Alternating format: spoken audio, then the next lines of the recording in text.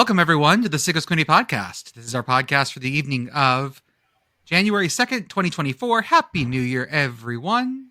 What was that sound, Pitt Girl? I think it's my neighbors outside, but I am choosing to believe that it is audio telling us that linear time was a mistake. It was. It always is a mistake. First off, I want to say Happy New Year to everyone. Second off, I want to say thank you to everyone who donated to our charity drive. We ended up raising almost $18,000 for the community crisis services in Iowa City. We could not have done it without all y'all. That's amazing. That is, I believe, more than triple what we raised last time, Commish. Yeah, that so is. We want to get real triple. Picky with our numbers. No, I think we did 5,500 last year when we were a much smaller account, and to do nearly 18,000, which is really incredible. And I'm tired of going to the post office and mailing you stuff. I'll just say that. I still have so many more to go.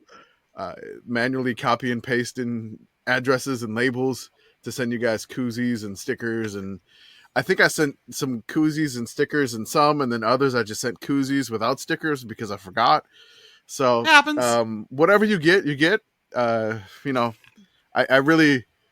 doing this. I got 2 kids running around the house. I'm trying to do address labels.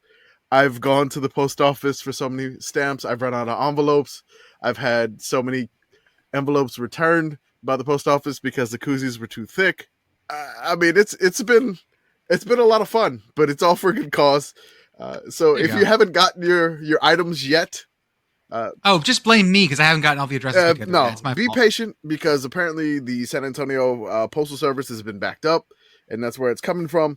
So be patient if you haven't gotten any. I'm gonna go check the PO box tomorrow, the 3rd, to see if any other returns because of they're down with the thickness of the koozies. Mm-hmm. But yeah, yes. But I mean, it's amazing. It's incredible. It's a lot of the emails that we get from like Iowa fans, like thank you for bringing me some sort of joy during the season. And then other ones are like, I know like a lot of the times we could be the butt of the jokes, but I know you mean no harm. And I'm like, yeah, we're Iowa fans here too. So all the emails that everybody's sending with like dedications to things are incredible. So it's awesome. So thank y'all for donating. A huge thing. And then we're gonna keep it going. So whoever wins the national title, the Sickos National Champions next year, are you gonna get a food drive for your city? Is it Iowa again for the 3rd year in a row? Maybe. Who knows? But it's the way too early Sickos committee rankings, I guess. Vote early, vote often. Good God. I would like to also say that tonight, as always, we have Commish, we have Pitt Girl, and we have special guests tonight. We have Grish, and we've got Katie and Katie's friend Melanie, and Arthur on the 1s and 2s. Tonight, so we're going to do this a little different. You're going to get 2 episodes this week sort of smushed together because we're going to talk about some bowls first, some bowls second. We're doing 2 at one night. So if the second episode gets even crazier than usual, it's because we've been recording for a long ass time and it's going to devolve into even more things, which should be fun. Because at that point, we'll be talking about games that actually quote unquote matter, which means that we won't give a shit about them at all. So this is going to be great. Or then I'll just be crying about how Michael Penix destroyed my heart 2 nights ago, but that's fine. Don't need that. I wanted to just say how people are doing. Katie and Melanie, how are y'all doing? Great. We're surviving. We were up late watching the game. Actually, that's very true. I fell asleep. She worked today. I took today off, which I'm really proud of myself. I'm not going to lie. It was the best use of PTO I think I've done in a long time. So very smart. I was very tired. I mean, once you see a human sacrifice, I feel like you need time to I'm still thinking about it, Jordan. Like, I have thoughts. We'll get there, but I have thoughts. God. I cannot wait. So, Andrew, how are you? Andrew Grish, how are you, sir? I'm good, guys. Happy New Year. Very excited about yesterday's result. Wish I could get to Houston, but the tickets are extremely expensive, so I will not be going. They are super expensive. One of these days, we'll be legit enough to get credentials for the college football playoff title game, and then we will officially jump the goddamn shark at that point. Oh my God, we're going to be telecast. Oh, it's extremely hard. I was going to say, I thought so. Can you imagine how mad our haters would be, though? Please give me all the hate. I love it. Pitt Girl, how's your New Year going so far? It's a New Year. The linear passage of time continues on despite its erroneousness. And Commish, you surviving? Yeah, just went back to my first day at my real job today, and immediately angry within an hour of being there. So it's just like I got the fact that Gronk made you mad. Yeah, I was pissed off. A circuitous route. Gronk made his day bad. Why were you? I cannot give away too many details here. We'll tell you that story later. We can tell you offline on that one, but it's good. There was something that I got involving a complaint involving Gronk, also a complaint involving some lovely crafted vehicles by somebody that runs the website that we've been popular on. So like two of the worst and most notoriously annoying things I could have got at work. I got first thing in the morning. So Happy New Year, everybody. Oh my! You need some whip shots to help relax. Totally. Slurms McKenzie, Gronk. Yeah. Wiggity woggity woogity. I won't lie. I may have been a whippet connoisseur back in my college days, and seeing those whip shots kind of want to go back to whippets. Do alcoholic whippets. That feels like the right quick way to do things. What the hell was going on in Dartmouth, man? Every time you tell me about what the fuck was going on in Dartmouth. Nothing. That's where they had to drink. Yes, drink and do a little the whip. Really... Oh, hey, we have Catherine too. Hi, Catherine. Hey, y'all. How's it going? Good. So let's talk about some Fenway Bowl because our friend Andrew was there. Andrew, how was historic Fenway Park? No, he was not in Fenway. I was at Yankee Stadium. You were at Penn. Oh God, same thing. All right, same game, same place. Congratulations, you have angered most of the Northeast. Let me start this here. So, this podcast, we're off to a rolling start. What we're gonna try to do on this episode is gonna focus on 12/28. So December 28th, which is the Fenway Bowl. Which is where the Yankees play. That's right. The Boy Mowers Pinstripe Bowl, the Pop Tarts Bowl, the Alamo Bowl, because we had actually like press there for these things, and then we're gonna throw in the Cheez It Bowl because like the Pop Tart and Cheez Its was like a great combo and had some awesome food. So we're gonna do that on this podcast. But and then after that, on the other one we're gonna release on Thursday, it's gonna be a little bit more, I guess, the other bowl games and maybe some serious. It's more of the same. No, of course not. We're gonna be so serious. We're gonna spit hot takes left and right. Okay, so time out. So no one was at the Fenway Bowl. No, but I do want to say Boston College 23, SMU 14. This just proves that was the best G5 team. I just had to say it. I'm kidding. Kidding. Everyone, no. Everyone chill. Man, the faces I fucking got from you guys. Relax. The blank stare. Yeah, SMU got manhandled by Boston College, and the best part is that this is a conference game next year, baby. That's right. Oh God! Enjoy going to Chestnut Hill, SMU. This is what you wanted. You're paying for this privilege. This was one of those on like 12/27. Like every game was rainy, and so on 12/28, this one still had some remnants of the rain. So SMU in the cold, rain, in Fenway, the Dallas boys had to go up there and then play a future conference rival in Fenway, which was absolutely miserable. The shared sidelines, which were amazing. Oh God, I forgot about that. They have to share the sidelines. It's so ridiculous. And the Boston College radio announcers kept referring to the teams were heading towards quote unquote home plate as like the direction of the park. That's good. Which was really confusing. But also I realized that where the press box is for these guys is actually over home plate. So they were looking at the field almost lengthwise. Mm-hmm. They had to have had spotters because you can't see shit from that angle. I want to give a shout out to Michael Barker, CFB Campus Tour. Yes. I think Farmers Insurance flew him to Fenway just for this game so he could get pictures of all the obstructed seats in Fenway Park. Oh, I bet there's so many. It's the holy grail. It's the holy grail of obstructed seats. So he was there at just constant obstructed seats. He was doing some seat upgrades people that had obstructed seats, he would upgrade them. So like it was great. From being yelled at by Boston College for showing that one seat that was directly behind the scoreboard to 3 months later being invited to Fenway in the same city by Farmers great. Insurance, which is utterly incredible. SMU, I feel like they just kind of gave up. I mean, like Castellanos really couldn't do anything. It was like 11 a.m. in Boston. 11 a.m. It was cold and rainy. And SMU was like, SMU had dreams of the Fiesta Bowl, and now they're in fucking Boston. Congrats on winning the American. You're going to Fenway. That sucks, man. 66 BC. That just sucks. That was awful. Do we think Fenway is the most sickos bowl game like area with the weather? Like, is that the most sickos? Not the game itself, but like the actual uninterrupted views, the sideline issue, the press box. It's pretty sicko. It's pretty good because it is just it's really forcing something to where it shouldn't be. Yeah. And yes. I do love that. Like, I know a lot of people get torn about whether we should have bowl games at baseball stadiums. I'm torn on this because I don't like people's ACLs getting snapped. Well, yes. I prefer, grass to be better. But it's Fenway. It's not even, I'm going to say this, it's not even a great baseball park anymore. Like, wow. I know. Come now you're going to get the haters, Jordan. Whatever. Come after me.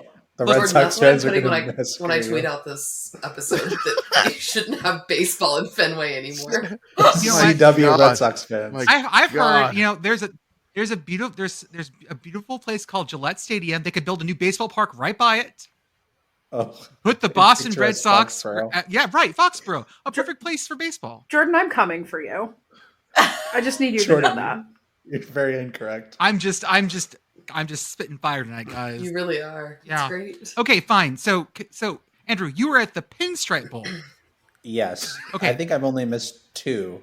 And so you are a Pinstripe Bowl fan. Do you own Pinstripe Bowl gear? Just like Pinstripe Bowl in and of itself?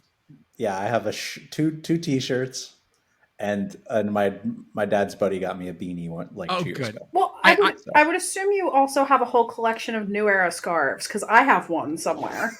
Yeah, I'm not a big scarf wearer, so I've given those away. So so this was watching Big Ten power Rutgers take on plucky ACC upstart Miami and beat them.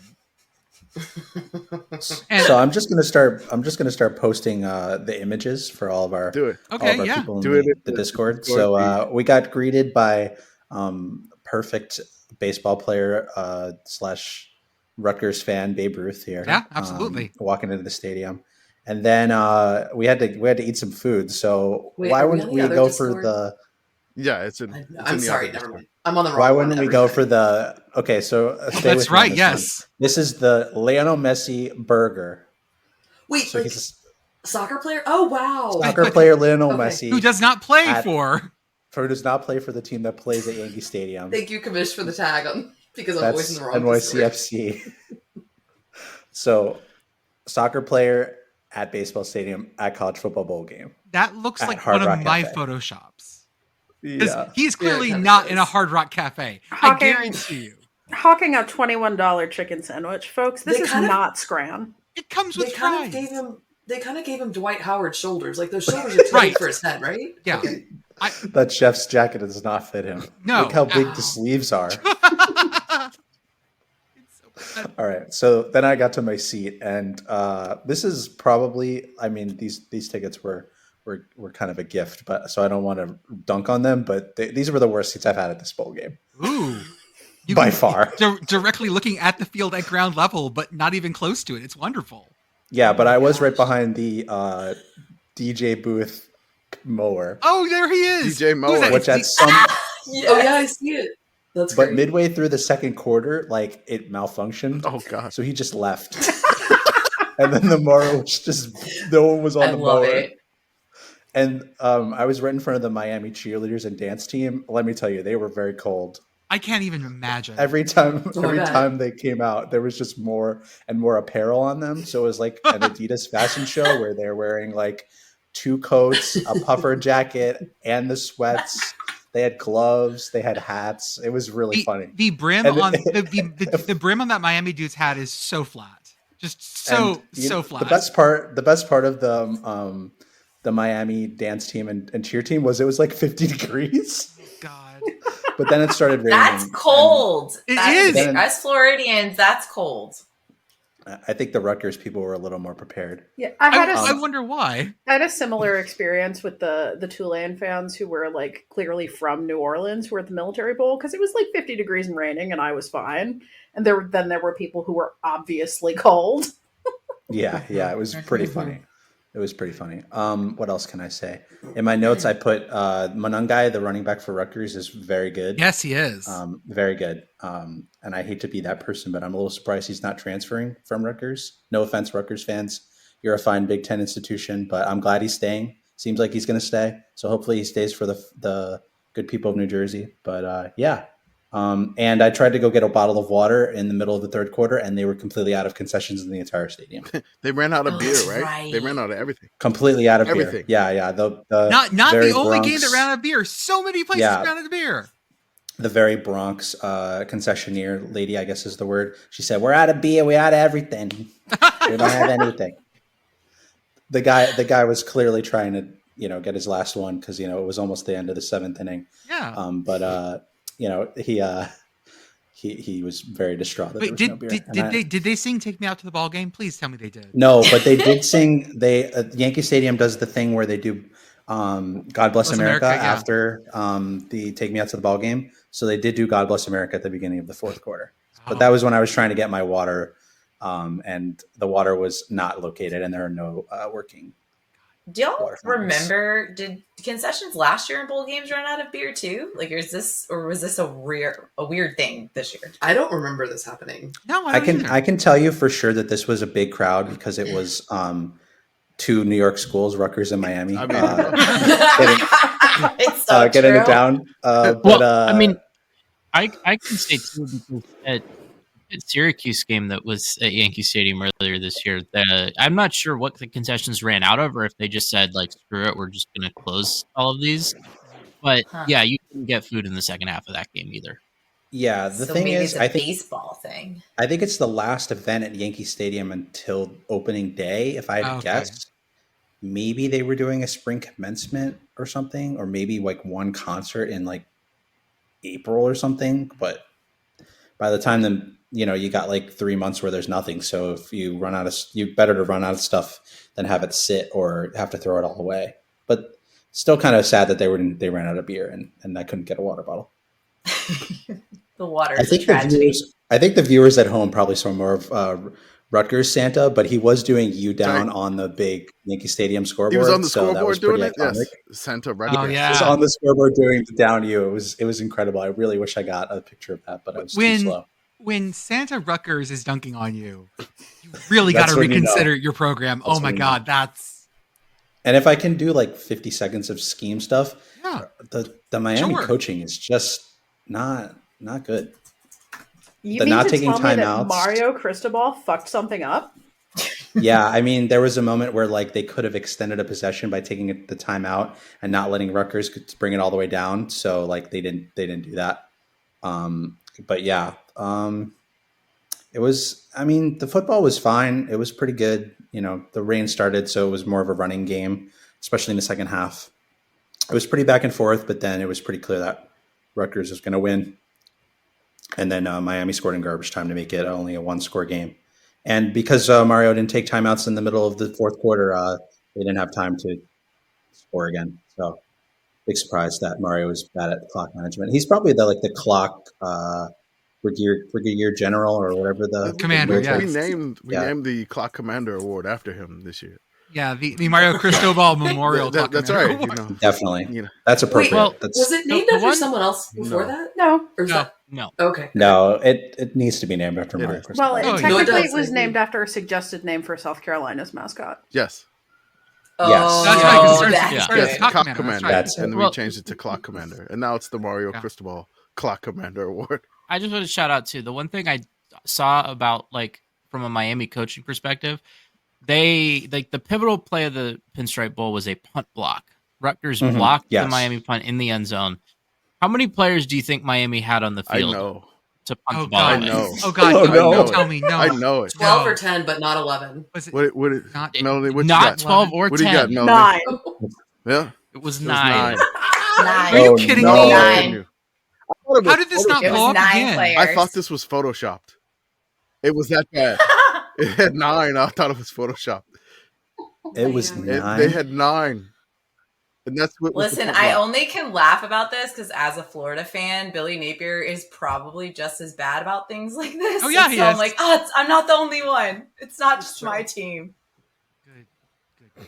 Okay. Yeah, that's what I got. There you go. I'm glad you enjoyed your Bad Boy Mowers Pinstripe Bowl experience. Also, I really wish Peyton Manning could do the Manning cast for this game because he would lose his mind over Mario Cristobal's clock management, and I would love every second of it. A Manning cast for bowl games would be kind of great. But only on like these kinds of bowls. The dumb ones. Yeah, don't let him. 6. No, I don't want that. No. I want to see Peyton and Eli talk about like the Bahamas Bowl.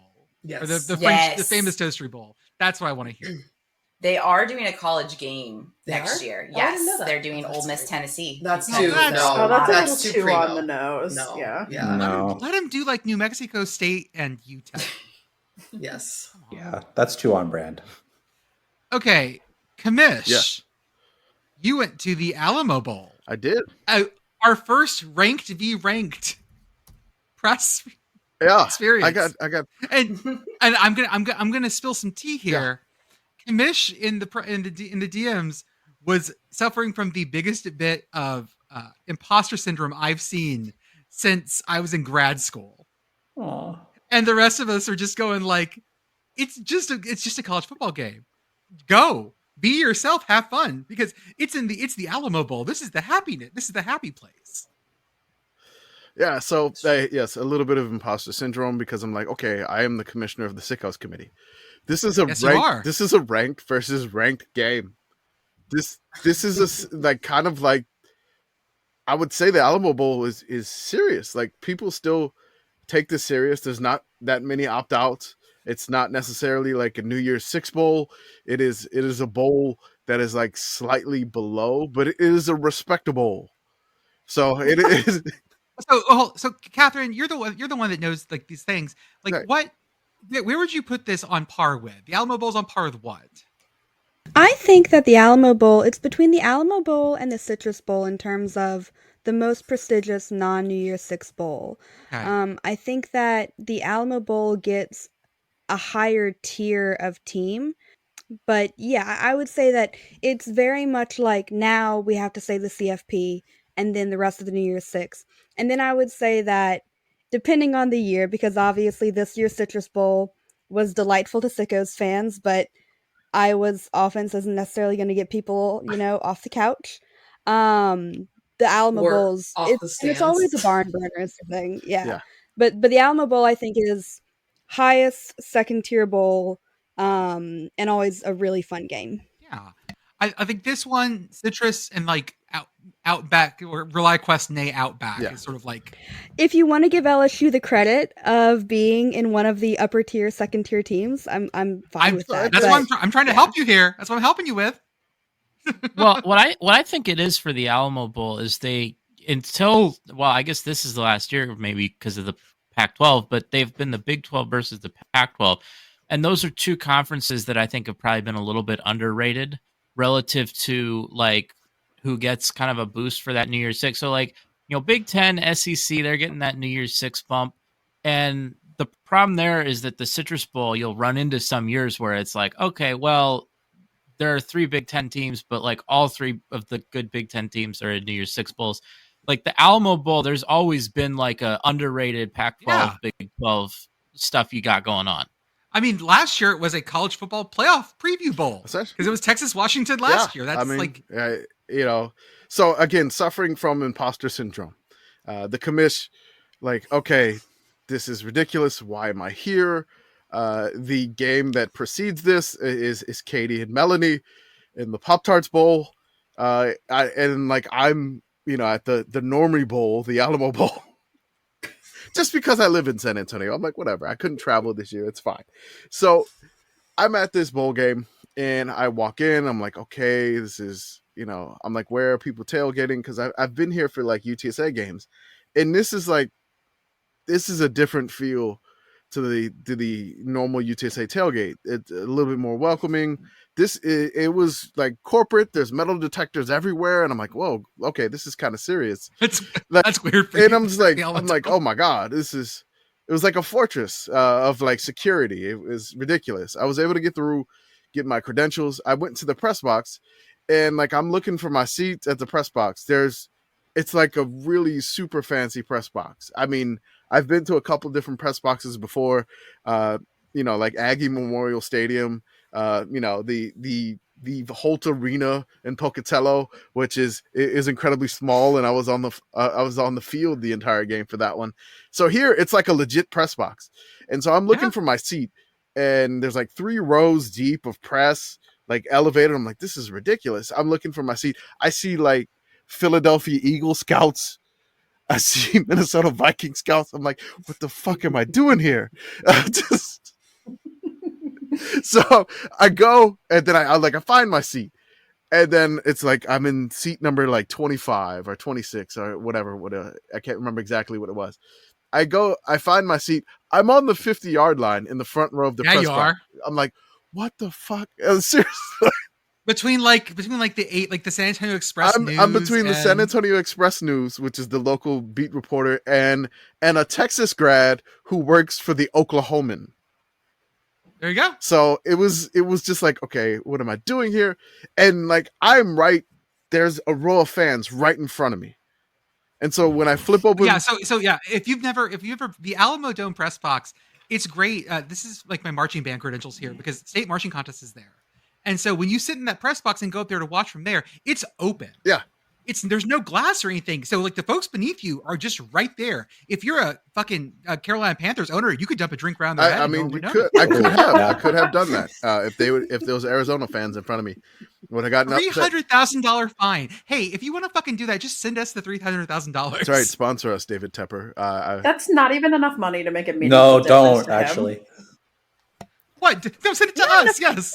Just send us the money. No, not a meaningful difference. That's like 2 minutes of his life. That is nothing. Yeah, no. So you're open there. I'm open there. I get in here and I'm like, okay. I go check out the food. Of course, there's fajitas. There's like churros, and there's like a famous ice cream machine, which I didn't bother with. And so, you're getting all the food, and someone's been watching Food Network. It's just like, I'm like, okay, this is too fancy for me. And so I'm there next to these like normal reporters. Like, I'm like, what's going on? We got the Pop Tarts Bowl like playing in the stadium, and then there's like screens there. So I'm watching all this stuff that Katie and Melanie's like throwing, and I'm just like, I'm in like normal land. So it was kind of sickos for me personally because I'm in the upside down. They're going through all this amazing stuff. I have my laptop with like my sicko stickers on it, so like the Arizona fans in the row right in front of me, they can see the laptop. I don't know if they knew what that meant whatsoever, but I'm there and I'm like, okay, I am totally out of place, but I'm just gonna enjoy the crap out of this game. Let's go. The game was phenomenal. It was one where Oklahoma starting their freshman quarterback, and I'm trying to remember his name. I think it was Jackson Arnold. Yeah. And his first pass intercepted. I was like, oh, freshman interception, like right away. I'm like, here we go. Arizona gets out to a 13-0 lead. I'm like, uh-oh, here we go. And then, Oklahoma, they slowly 24 unanswered. I'm like, Oklahoma's got this. This is done. The freshman is settled in. And then the weirdest sickos turnover occurs. It's a pass to the wide receiver. He gets hit, and the ball flings up off of a cornerback's. It hits a cornerback's helmet off the top of the quarterback's helmet. I've seen off of the top of the quarterback's helmet goes to like the Arizona safety. So it goes from like one Arizona player off of the helmet to the safety, takes it to the house. It's 24-21. Game on. And I'm like, what the fuck is going on? So it was nuts. And then like Arizona rattled off like so many points in a row. I cannot believe Oklahoma turned the ball over 6 times. It was nuts. crazy. It was like crazy stuff. It was nuts. The Arizona fans in front of me, when they do something good, they would turn around and then they would go like meowing at me. So they were meowing at me. You got to describe for the people who can't see. I know. Well, I mean, I tweeted it, but they're visual medium. Imagine Arizona fans as cat girls, and you've got a pretty good idea. So those four, the movie Cats. Those four fans in front of us that were doing this. Like I went over the like half glass that I had in front of me, and I dropped them like some koozies from the committee, and then I was like, "Here, they're drinking tall boys. The koozies barely fit over the tall boys. Hell yeah! They're having a great time. They were not having a great time. You're like a piñata. It was nuts. So I met. After the game, I wanted to remark something. Like I've never been to an Oklahoma game before or an Arizona game. The chance of U of A, fantastic. The Oklahoma, like they have the guns. Do you know the Oklahoma guns? Mm-hmm. Like the gun that Lee they our bowl game last year at Florida State. Yes, God. It's so loud. It is not designed for an indoor stadium. It's indoors. So like just imagine the echo off of that every single time. And there was like 4 people shooting them. And on every kickoff, every point scored, even after extra points, it was just it was nuts. And so the Express News person next to me could not handle the noise. So I had to be like, "Hey, heads up, they're about to shoot it again." So heads up, they're gonna shoot it. I went on the field after the game. It was a crazy scene. There's like confetti everywhere. There's balloons everywhere, and like the Arizona, like everybody is just elated, ecstatic. Like, I mean, seemingly like they won a playoff game. Just a huge accomplishment, turning around from like 1-11 2 years before, which is incredible. 10-win Arizona. I mean, is the thing we have to. Yeah, I mean, just a huge thing. I ran into Cole Kublik, who was there introducing the trophy. I ran into him. I gave him some stickers from the committee. I was like, "Hey, Cole, hi, I'm the commissioner of the Sickos Committee." And he's like, "What?" He's like, "Oh, I love what you guys do." And I was like, "Hell yes, that's right, Cole. Thank you." I was like, "Would you like some stickers? I have koozies and stickers. Would you like some?" I was giving him stickers that said, "I like big punts and I cannot lie." Oh my gosh, where was that for our game? We needed that. We needed that for the I got to mail more stuff. You want me to put more stuff in the mail? You got it. So I gave him a couple Sickos Committee stickers, and he went on his way, and he was just having fun with it. It was a crazy scene. I'm wearing an Idaho State hoodie. So just completely out of sorts with everything there. Yeah. But it was a blast. It was fun. It was weird. I had a lot of fun. Just incredible. Just like, okay, I felt completely out of place, but it was just awesome to be there and experience, I guess, that side of the college football world. Yeah. Well, I mean, what more could you want in terms of a great game in San Antonio? Like, this is perfect. It was nuts. And I will still argue to this moment that San Antonio needs a second bowl game. Put it in the Alamo Dome. Someone was like, "Well, we want to put it in Alamo Stadium." No, man, there are plenty of places that have 2 games. I like that I can hold up a 2, and since we're not on Max, it's not going to fucking like do confetti or anything. That you can have 2 games in the same stadium. And I know for a fact Rico's Nachos was sponsoring other shit for other bowl games, not like their main sponsor. They had the Rico's Cheesy Cam in the Alamo Bowl. There was like cheese for the cam, and people were like, "Cheese." Where did I get a pin from? I don't know. All right, Jesse Palmer. Rico's. You got to sponsor a bowl game here. Okay. Sponsor the second San Antonio Bowl. That's right. The Fiesta Bowl. Wait, no, hold on, never mind. It can't be the Fiesta Bowl. Shit, sorry. Do another Tostitos Bowl, though. Yes. Nah, play the second San Antonio Bowl game in the Buc-ee's parking lot in New Braunfels. Done. Perfect. This is the Buc-ee's Bowl. Perfect place for a Buc-ee's Bowl. Why does the Buc-ee's sponsor They're a bowl gonna. yet? I don't know. They're way more legit than like 3/4 of all bowl sponsors. Wasabi, the hot cloud storage. I still can't believe Wasabi's not a crypto thing. I was convinced they were a crypto thing. I mean, it sounds like it should be crypto. I agree. I thought ReliQuest was insurance, but we'll get to that later. But like, I just thought ReliQuest was insurance. I was like, is it not insurance? It is not. No, it's cybersecurity. It's cybersecurity. It is. Hey, Sure. Tampa's known for that. Security. They're known for a lot of they things are. we They will are. mention on this podcast. Arthur, one of them. Arthur, I'm gonna do the ad read the second podcast, and then you can just splice it into this one too. So I won't do a separate ad read right now, just so we can keep under. That work? Or is that more work? Or you just do it? You want to just do it now? Just less work. Wait, are we advertising? It's less work. someone? It's less work if you do it now. Okay, I'll do it right Less now. work. Less work. Yeah, I'll do it right now. Leave this whole thing in too. Yeah, leave all this in. It's fine. Less Leave work. it in. Leave it in. Okay, quick rundown of the things we have since it's the off season. We still have our Discord open. It's open year round because we do stupid shit year round. For $5 a month, you can come join us. For the off season, we'll have a bunch of projects we're going on. College basketball is just taking off, so that's also. I mean, it's been taking off, but now I will pay attention to it. More. So things like that, more somewhat. I have. He's going to pay attention to the tweets, is what he means. Yes. That's basically it. Yes.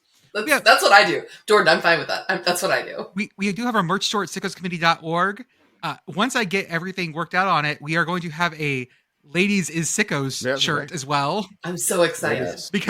Because we had lots of people that got to meet Katie and Pitt Girl and Beth, and a lot of them were like, wait, Sickos is Ladies? That's right. And yes, they are. Melanie, it's like we got somebody, and there's like, what? Wait, there's ladies in the Sickos committee, and then I was I love it. like, yeah. I mean, we're for everybody. We're a committee for everybody. Like, no matter what you are, just do your thing. We're accepting, folks. But like, we also have like Sickos is Ladies too. It basically originated off of a reply we got from a tweet. Yeah. I was like, oh my, Sickos is Ladies? Wait, where? I think I missed this tweet. Which tweet was it? It was so many. We don't know. Oh, okay. That's really funny. So great. I don't think I missed that. That's Beth tweeted hilarious. something when she was on the way to the mail bowl. And that's somebody was right. like, Sickos is Ladies? Yes. Uh-huh. Sickos is Ladies. Yes, we are. Sickos is all kinds. That's right. Shout out to Message Board Geniuses podcast. They are coming to terms with the fact that I think something we're all coming to terms with is that Nick Saban has passed his prime and needs to be fired at this point. Correct. Done. He's done. Send him out to Cooked. pasture. He's cooked. Cooked. I mean, he was cooked in 2007, in my opinion, but I am HO. We have right. a YouTube channel that we're adding things to more and more. We have an Instagram. We have a Substack. And as always, our partnership with Home Field Apparel for the softest, comfiest collegiate apparel that's officially licensed. Not just, bootleg things you find on, what's a bootleg clothing site? Like us? No, we got licensed stuff. Ours is licensed. That, sure, yeah. No, the bootleg store, that anytime you mention a shirt, there's a reply that says, here, you can get that shirt. That's a bootleg store. Exactly. Oh, God. But that's not Home Field Apparel. That's not Home Field. Our loving sponsor. They are definitely not that. Use offer code. Those tweets are legit. Yes, that's 3 ha's for 50% off your first order. They are 50 great. or 15? 15. 1-5. 1-5. I always mess that up. I always milly mouth that shit. Enunciation. Okay. We need to turn this over to Katie and Melanie. Because, well, before you even do that, I am going to read Roger, our good friend Roger Sherman. I'm going to read his quote. Can we introduce? Can we? Because we were here for this. I know. Okay. Let's hold on. Let me introduce. So, like, we're Katie, our Florida State correspondent, and then we have Melanie. She just announced that she's a Florida fan. So you have Florida State and Florida together at the Pop Tarts Bowl with nothing but chaos, right? We attended the Florida State game together, by the way. So how did that work in the stands? We basically should run for office because we can prove that we can be diplomatic and get along. I agree. So United against Miami. Yeah, correct. Yes, we are very proud of Rutgers. United. Yes. Well, but you should also know that my best friend from high school is a Miami grad. I'm pretty friendly to. Wow. You got the triangle of terror in Florida, friends. I do. It's amazing. It's true. Peace in our time. That's right. We had to have 2 people between us, though, in the Florida State game. Including my brother, who's a really obnoxious Florida fan. All right. Okay, so let's clear. Katie and Melanie, let's talk about the Pop Tarts Bowl. The Pop Tarts Bowl. I'm so excited. I do need to say first, before we say anything, we had the best time and did not realize what a phenomenon it was until we got back, I don't think. I don't think we knew. We were just in it. Like no one. I don't think anyone knew that it was going to go viral and that normies were going to find out about an edible Pop-Tart at a college football game. Like we had the opposite of imposter syndrome. Yes, that is also true. We were like the girls that went to the big city for the first time. We were like, this is amazing. We did everything. We went on the field. We went up to the press box. We ate all the free stuff. We were just like, this is awesome. We were very in the moment. When we got there, we went to the Fan Fest thing, which was fine. And then we went in and got on the field, and I immediately was just in awe because, like, I don't know that I've ever been on the field for a college game. I don't think I have, which was really exciting, obviously. I'm glad I had Melanie with me because I get kind of timid and want to follow rules. But Melanie was like, no, we're going everywhere. We're doing everything. And I was like, yes, we need to. And then once I get comfortable, I'm fine. I like that you're the instigator, Melanie. Thank you. Oh, she is, for sure. 100%. We were dressed as Pop-Tarts, obviously. Which I'm glad we had the headbands on because I don't know that you would have known it right away. Yeah. It was Melanie's idea to dress as Pop-Tarts. Can I explain why it was my idea, though? Yeah. So Katie was in morose devastation over Florida State not getting in the CFP. She literally had been telling me for months that she was probably going to want to ask for that as her Christmas gift, like to go to the Rose Bowl. So she had been like secretly hoping. And so now she's like so depressed. I'm having to pretend to be empathetic as, you know, a Florida Gator that I am, but she's a really good friend. Empathy's hard, yeah. It was really tough. And so then I was like, you know what? She invited me to go to these bowl games with her, which was awesome. So I was like, let's dress up as Pop-Tarts. So I did it to get her out of her depression. Yeah, and I think it helped. It did. It's true. Yes. So yes, we dressed as Pop-Tarts, which was Melanie's idea. And then I was like, we need to it wasn't super clear. So I was like, we need the headbands. The headbands were a really big hit. They're great. This was Katie's idea. A really big hit. We had several people ask if we had extras or where we got them, including stadium workers, which was incredible. We had Bud Light girls take pictures of us. We did have Bud Light girls take pictures of us. My other favorite thing is that Melanie knows the CEO of Florida Citrus Sports. I'm a member, I'm like a member of Florida Citrus Sports, but Melanie knows the CEO, and he was on the field as we're dressed as Pop-Tarts. Like, she knows him in a professional capacity. Yeah, like my day job is I'm a banker. Like, hi, I'm the Pop-Tart today. Hi, I'm the Pop-Tart today. Oh, and by the way, I'm media with Sickos. Yes, I'm with the Sickos committee. That, you know, again, I'm still glad that I just submitted this credential request. Yes. And it went through. Yes. I was just like, the worst they could say is no. And like Commish was just like, hey, let's do it. And then, you know, having to upload your LinkedIn headshots to have the official on the Pop-Tart media badge. Which was next year we're using my Barbie one because they would have loved that. You got look at this. Amazing. It's great. It's so great. It's so great. Oh. So yeah, we get on the field. It's incredible. We realized that we're like, I think we realized that our passes were only like before the game, halftime, and after. Yes. Which I'm kind of glad that we actually had seats too. Yes. Yeah. Because I had actual tickets and they're really good seats, like really, really good seats.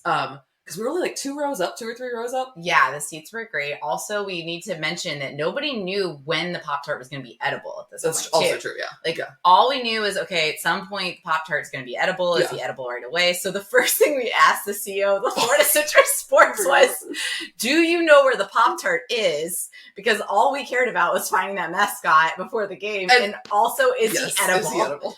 And he confirmed for us that the one at the end will be edible. And that's all we knew, was that at the end there would be an edible Pop-Tart. So like, this is your boss that you went up to and said that? No, he's like just like a professional connection. Professional connection. Yeah, like he's the CEO of the Florida Citrus Sports, which runs the Citrus Bowl. Yeah, where's the fucking Pop-Tart? I'm hungry. Yeah, we're fiending for a Pop-Tart. Batman, where is she? But where's the Pop-Tart? Where's the fucking Pop-Tart? The president of the board of directors was also there, and his wife, before we even met them, his wife like loved our outfits. And then we met them. Yeah, the president was cool. He was like he's elected president of the board or whatever, but he was like smiling all about it. Like, yeah, they want to know where the Pop-Tart is. But I think the CEO thought we were like nuts. A little crazy. So we went to our seats. Our seats were great. We got the Pop-Tart coming out of the toaster, which was we got to see the toaster on the field. So I'll say that I think I think we had the first video up of the Pop Tart coming out because it took everyone else a little while to get up, and you sent it straight to us. So I just like jammed it up, and that's when everyone. So much stuff. It was great. I felt like I was flooding you guys, but I just had so much. Okay, and like it was hilarious because I think I tweeted out with "He is risen," and it started with a whole Christ-like arc of the evening. It did. You started it, Jordan. It was your captions by the were end, so on point. By the end, oh my God, he had turned and he died for our sins, and we eat him. Oh my God. This is so Catholic. People were like bringing up like transubstantiation and they were going deep with theology on this thing. It was great. Oh yeah, you guys had him coming up, and then just like the little bits. Oh, he's dancing with the cops. He's dancing with everyone. The one where he's like behind the ref, like air guitaring behind the ref, like thrusters. He was like touching the butts of the refs, like while plays were going on. So it turns out he is a former Benny the Bull from the Chicago Bulls. Okay, wait, hold on. Was that him or was that Chedsy? Did we? No, it's the Pop Tart. It's the Pop Tart. Chedsy, I think it was a different person. Yes, but I do too, because he wasn't as aggressive. I did some detective work because when we found out it was Benny the Bull, then I was like, wait, like, okay, Pop Tart's owned by Kellogg. Where's Kellogg headquartered? Oh, Kellogg's is headquartered in Chicago. That's how they got Benny the Bull. And then I was like, wait a second. Pop Tart Bowl, Cheez It. Why would Cheez It give up their one bowl? Oh, Cheez It's owned by Kellogg. So now all of this makes sense. And Frosted Flake too. So there's Tony the Tiger. So they have 3 bowls. Yeah. Wow. We're connecting them. Yeah, no, he was... I think when I reflect on Strawberry, first, I'm not sure if it's a he. At first we said they because we we don't know they, them. You know, we don't want to be exclusive by any means. So don't want to determine Strawberry's gender. But Strawberry has stayed with me. And I think it's like a toxic guy is my feeling, right? So I've thought about this because we met Chedsy as well. Chedsy was very nice. He's what every woman says they want. He was respectful. He was kind, but you know what? He didn't leave an impact. Strawberry freaking was aggressive. He was like grabbing us, like pushing us around. But just, I don't know. Like I can't stop thinking about him. Like I think about him all the time. Yeah. This is like that HR meme. Where it's like Pop Tarts guy. Oh, and then like Chedsy. Hello, HR.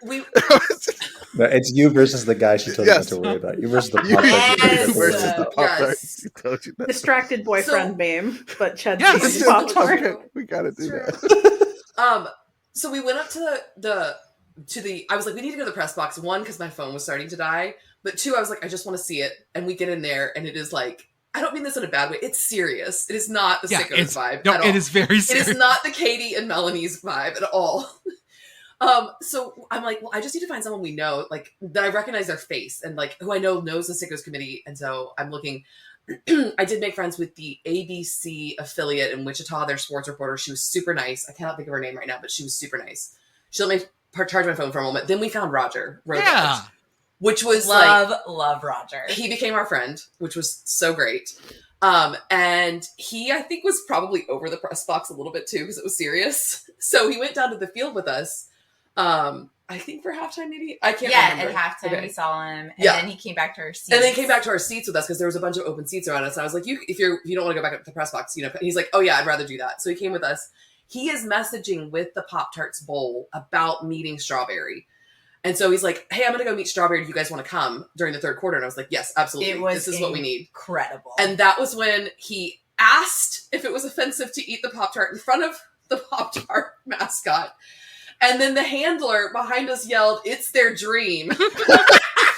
And then the mascot grabbed the Pop-Tart out of his hand and tried to feed it to Roger. And it was like, we were videoing this whole thing. Yeah, we were videoing because he was like, he kept telling us, he was like, my dream is to feed the Pop-Tarts. And then it like morphed into the Pop-Tart. Anyways, it was. But the Pop-Tart was also like, Strawberry was grabbing Roger, like pushing grabbing him Melanie, around too. grabbing me. And then Roger comes back and he's like in shock. I mean, after this experience with Strawberry, he's like, I literally heard him make moaning, grunting noises as I was eating the Pop-Tart. I think we were a little bit scared when we went to the Citrus Bowl that it was going to be the same person dressed up, and I was like, I need to keep my distance.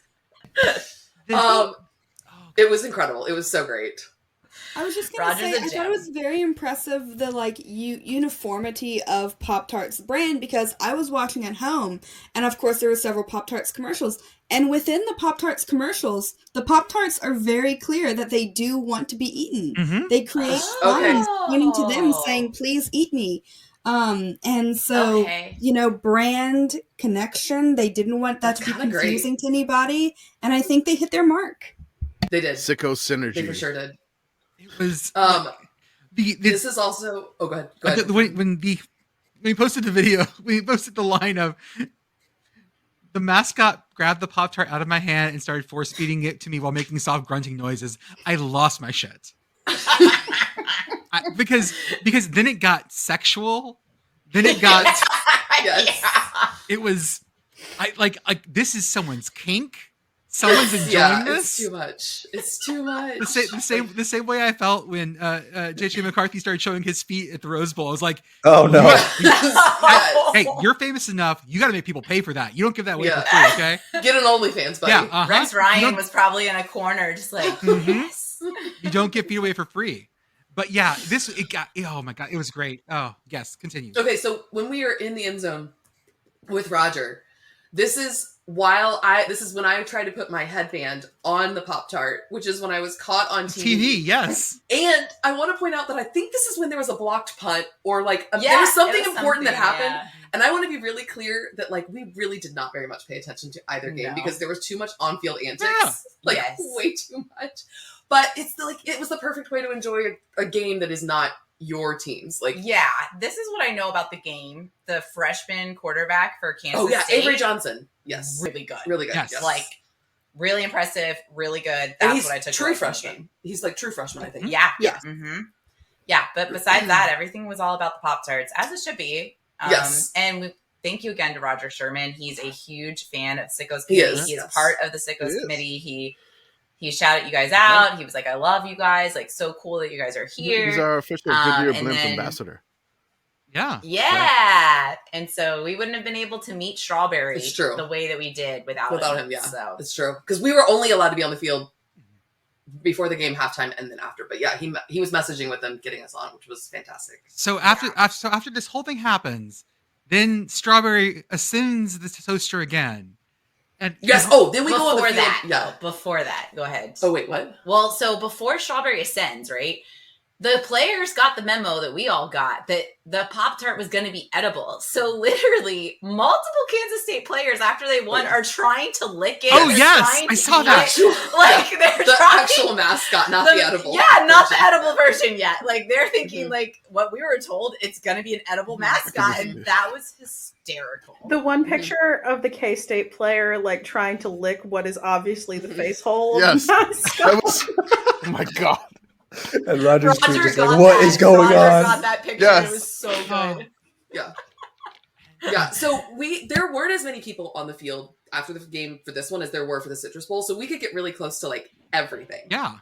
And so the Pop-Tart goes in. Well, we're waiting, and there's security guards. There were security guards guarding the toaster, waiting for Strawberry to come. It was a big deal. It was a big deal.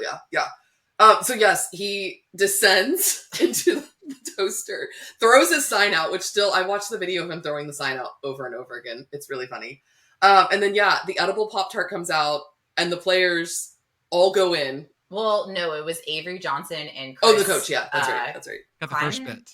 Yes, they were standing right next to it. And it kind of the edible portion got a little stuck. And so they had to pull it out. They did, yeah. And then they hesitantly were kind of where's the edible part? And then they got in and then they started digging in, throwing it to players. I mean, left and right. It was awesome. We tasted it. It was really good. It was kind of like a Pop-Tart, but with cake icing on it. Yes. It was pretty tasty. Yeah, it was thick, and the strawberry stuff was really fresh and good. Yeah. And the icing, was very buttery. I remember. Yes, it was really good. Strawberry now lives inside me as a result of eating. We've eaten them, and we are now in the cult. Yeah, and changed forever. Changed forever. That was Strawberry's body, which was given for you. It's true. Yes. When take the this players and eat of me. Yes, exactly. Exactly. The high priest Melchizedek has some part to play here. The thing for me is like, you're doing this on the field. I have the Twitter thing up on my laptop and all this serious press folks in the Alamo Bowl, and I'm watching this unfold live. You posting stuff in the Discord, and I'm like, look at this stuff. Look at this. I want to be really clear. I'm also really happy that I do not have access to our Twitter and I just provide pictures, because it meant like I didn't have to think about anything and I could just snap photos. We'll throw them up there. It was incredible. Yes. We were just going on straight vibes. Yeah. So when like the players were eating, there was a ton of people around. So I kind of like moved away because I was like, everyone's getting like slammed and like whatever. But when they started backing away, I did see what was left, and it was just the eye. It's the best. It's the best picture of the whole night. Like, I have to go get a picture. I was like, okay, now I have to go get a picture, because I did move away for a little while because I was like, there's too many people over here. So yeah, I went and snapped the picture really quickly, and sent it to you guys, and yeah, that picture is just so funny. And it blew up everywhere. I'm now a New York Times contributor, and I'm a meme contributor. Yes, I've just so many things. Oh, it was gorgeous. It was beautiful. And the one eye makes it look like some like Norse mythology, like, oh, he only had one eye left because the raven pecked the other one out. I loved how the internet was like coming up with ideas of, okay, if there's one eye left, does that mean that he can be resurrected like for next year? And then I think Commish or somebody was the one that responded saying like strawberry comes in a twin pack, like maybe his twin will be there. Like also a good point. There are always two, a master and an apprentice. I just love that they left his eye so he could watch his dream happen. Also, a very good point. He could watch it all happen because he wanted this. You posted it again, and I'm just laughing. I mean, look, like whose hand is that? That was also a great part of that pick. I think it was a press. I don't think it was a player. I think the players were gone. So I think it was a press person at that. It could have been my hand, actually. That one hand has stood up. Let's look at this shoe. Hold on. Oh no, wait. That looks like a. I don't know. That doesn't look like your fancy Nike Blazers. Okay, no, not my hand. Because that one hand is also in every shot. But I did. Just a little bit. Yeah, just a little bit. Just there's still some bits left, you being picked at like roadkill. Yeah. Oh, it's so good. It was one of, like, I think Katie said it was like one of her favorite days of her life. Oh, you guys. Okay, first of all, we did go to the press conference afterwards just to see, and it's like, it is not our vibe at all. It was very serious. It was fun to see. Yeah. Like, just to see. But, like, it's a lot of, like, what does this win mean for the program? And I'm like, okay. Like, great. Everyone kind of asked the same question. Yeah. So we did sit through that. And that is where we got our little Pop Tarts boxes, which I'm very grateful for. But, yeah, so I come home and number one, my phone died. And so I get back. And that is when I realized that this was number one, a phenomenon. And two, like, there's very few times in your life when you're, like, completely in the moment and not, like, thinking about other things, distracted, stressed, like, you know what I mean? Like, just you're living, and this was an entire night of living in the moment. And I could not go to sleep until like 2 a.m. Literally could not go to sleep until 2 a.m. Pop Tart. It was so much fun. Had you jacked up. Too much sugar. Also eating the Pop Tart had me jacked up. Strawberry, man. Strawberry. Had you hyped. Yeah. It was the perfect game to be credentialed for the first time. It was also, Kansas State won that game 28-19. Oh yeah, yeah. Football happened too. Go Wildcats. I'm sorry, did you say Kansas State? Because according to vulture.com, they are the Kansas City Wildcats. Close enough. Close enough. That made me laugh. They have Taylor Swift rot brain. We've broken from New York City, baby. The normies know. Seriously, like I got a text from my aunt. I was like, "Did you see the Pop Tart?" And I was like, what the fuck? Like this, that hit me. Like that was just like, that has gone like to the normal folks. Like the Pop Tart has broken contain. This is like worldwide. It is a phenomenon. This is like the meme has left the college football world. I mean, it's just like, did you see that Pop Tart? They ate a Pop Tart. I was like, it's incredible. And it's just like, yeah, who would have known that Pop Tart sacrifice would be the key to bowl season? I want to say that even people, when the Pop Tart first came out, they were like, this feels like a bit of a bait and switch for an edible mascot. Some people had that initial pushback, but it immediately went away. Mm-hmm. I think there were some people. I thought it worked beautifully. I thought that it was clever. I thought that like it was really fun. I think that it was also like I had very real concerns as to like, you know, food edibility and like codes, health codes, like what were they going to do? This was genuinely like full kudos to Pop Tarts. I thought that was one of the better executed things that I've seen probably in the last like, I don't know, 4 or 5 years. Like it was creative and done well. I think I read that they only paid like $2 million or something, $2 to $3 million, something like that for this spot. Like incredible, and made this back in Boone's because everyone's eating fucking Pop Tarts in my sphere right I mean, there's by everyone I mean like college football. I've bought whatever. I've bought 3 boxes this year. One for when I did the mayo and the Pop Tarts, and then 2 boxes to make our headbands. I'll probably start buying them again. I ate one tonight. It was delicious. I was like, man, I haven't had these since I was a kid. Yeah. What flavor are they? Strawberry. Mine's strawberry. Okay. It says on the box. Oh, it does? Yeah. Very excited. We're all I know. Try something else. I agree. Someone found the woman who's like head of marketing for Kellogg's, and I think she's in charge of it, and she needs a raise for sure because it was from start to finish flawless, so creative, so brilliant, and yeah, good on her. So then, also the most watched bowl game, I think, outside of the New Year's Six and the which is insane. So then let's Orlando. Let's transfer that to the Cheez It Bowl then, which you guys also went to. Yes. It was a beautiful day. You had gorgeous nails. Sorry. Yes, Katie was very excited.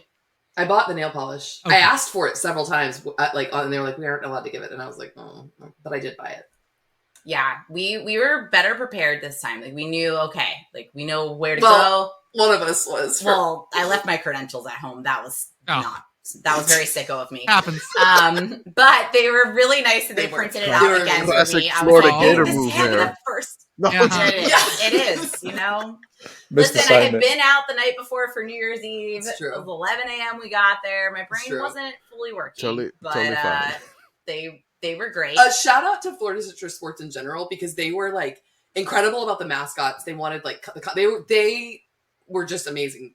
Beginning to they were great. Yeah, they were so helpful. They were like, no problem. Show me your ID. We'll print you a new one. So yes, but we were better prepared coming to knowing the stadium, we were. knowing how to get to the press box, knowing how to get on the field, knowing when to get on the field, and like this time we were like looking for all the good content. So we went right to the field first before the kickoff. And I'll let Katie explain, like, they had a lot of really cool things surrounding the fields. They had the haircuts that you could do. Oh, yes, with the Cheez-Its and the sideburns. Commish asked that I shave my head with a Cheez-It, and I said, I love you all, but not that much. One side, just one little side there, Katie. I don't know. Melanie, you could have did it too. I know. Katie, please describe what these... They were like massacring their hair.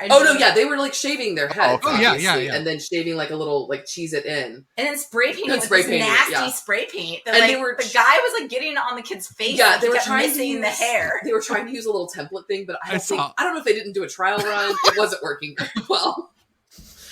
It was a little hit or miss. We did see the CEO but he was only getting a haircut. He wasn't getting the CEO of Florida Citrus Sports. He was only getting a haircut. I know, I booed him. Yeah, that was sad. So they had the little barbershop situation, which was very cute. And then we went to the other side to see my favorite thing, the hot tub. Yes.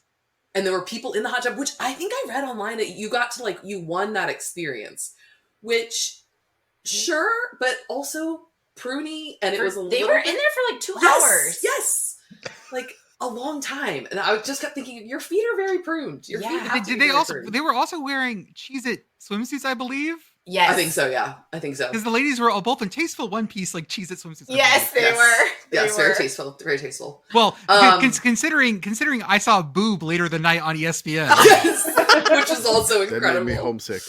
Also incredible. I saw that tweet by Commish and I died. So they had the hot tub. They had massages. Road Raj got a massage. We've also found Roger during I think towards the end of the Citrus Bowl. But anyways, he got a massage. They painted his nails. They would paint your nails for you. There was a belt. Yeah, the WWE Cheez It belt. They gave to the MVP. I believe that was the MVP belt. Yes, again, both are both our games had like phenomenal quarterbacks. Quarterbacks, yeah. Like young quarterbacks. Because the Tennessee quarterback, Nico, I guess he's a 5-star and it's his I think, was he a true freshman too? He was either a redshirt or true. I don't remember. Like he's a true freshman. He's a true freshman, famous for having an alleged $8 million contract. He was known as the $8 million man.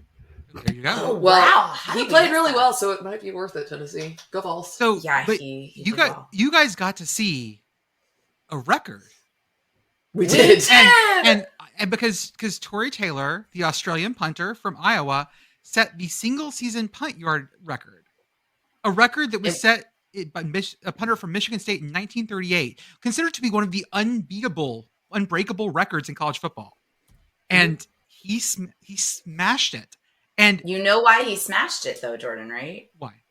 Brian Ferentz. I mean, yes, absolutely. He had help. Without Brian, he had help. Like really, he needs. This is a co-trophy between Brian and Tory. It is insane that the record got broken, and even more insane that the broadcast said nothing.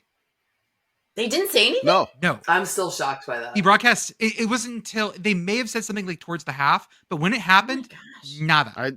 In fact, wow. It was us and CFB read it, and I forget who else were the first people to tweet about it, because it even took a while for the Big Ten to tweet about it.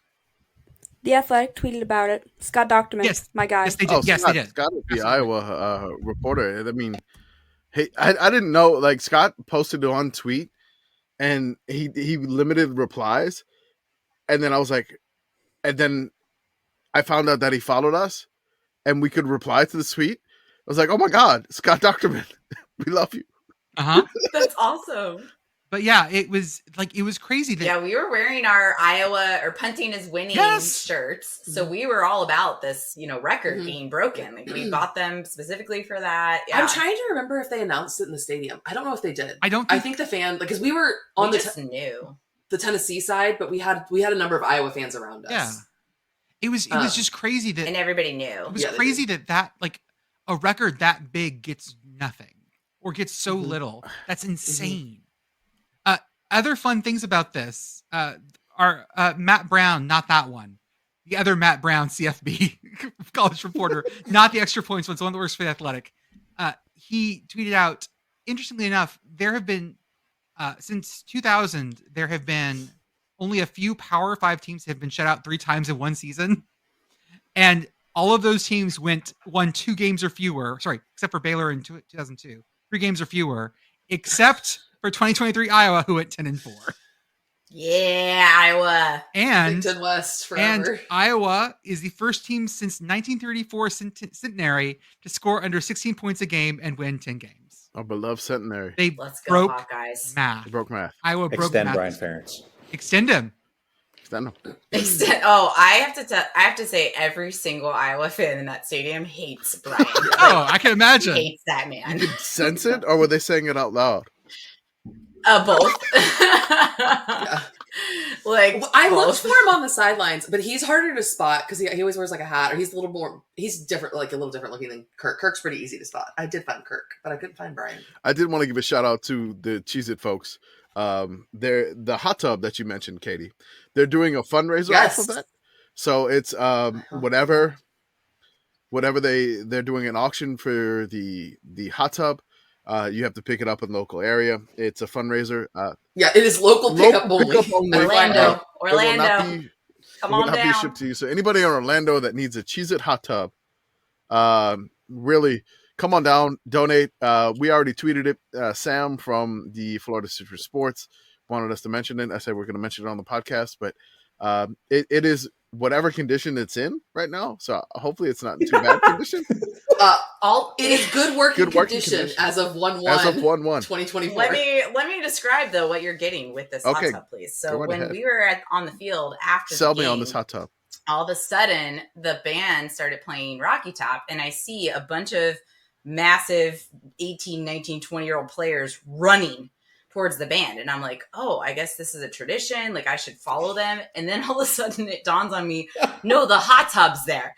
There were like 20 of them just diving in full pads in the hot tub. So you are getting a Cheez It Bowl hot tub that has had multiple, maybe NFL players. Who knows? There could be a famous person that was in this hot tub one day. So it's kind of a big deal. It's on eBay. We just looked at it before we got on the pod, and it was like over $1,000 was the bid so far. So it's on my watch list. Okay. I don't even ever use eBay, but I put it on my committee. Watch list. We have funds. I don't know. May have to get involved. I can pick it up. You can pick it up. I hear that. And I can Jordan is our from purchasing manager now. Jordan, do you think this is a valid business expense? I've been told that I am now the purchasing manager. So yeah, absolutely. I think I'm also HR. This is bad. This is really bad, guys. Yeah, no, I'm HR. I'm now the too. CEO and Commish. So yeah, it works. Yeah. Who's the chief financial officer? I love it. Me too. Okay, sure. That's me. Okay. Yeah, he's purchasing. He's CFO. I am the C-suite for this organization. I love it. Well, if you decide it's an appropriate purchase, then Jordan, then it can go in Katie's backyard because she's got a great spot for it. I could actually maybe just put it up here in the middle of the room. Yeah, and just you can podcast pull a Josh 80s. Rosen. You'll be fine. Like a drug lord 80s. It's fine. Yeah. Josh Rosen, like hot it. tub in the room. Why the hell not? It would complete my Florida Scarface vibe that I'm going for in decorating my apartment. Yes. Let's lean into Scarface chic. Scarface chic. Yeah. Can I just say though, I miss Prince Chedward. Yes. What? I don't know what happened to Prince Chedward.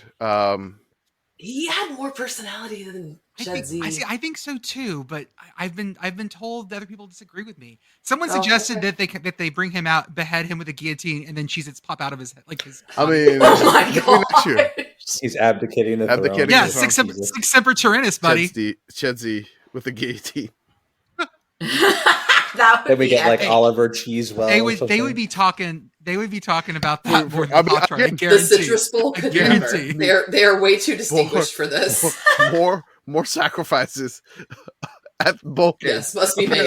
Apparently, that's what we need. This is what Orlando's known for, guys. Ritual sacrifice during bowl games.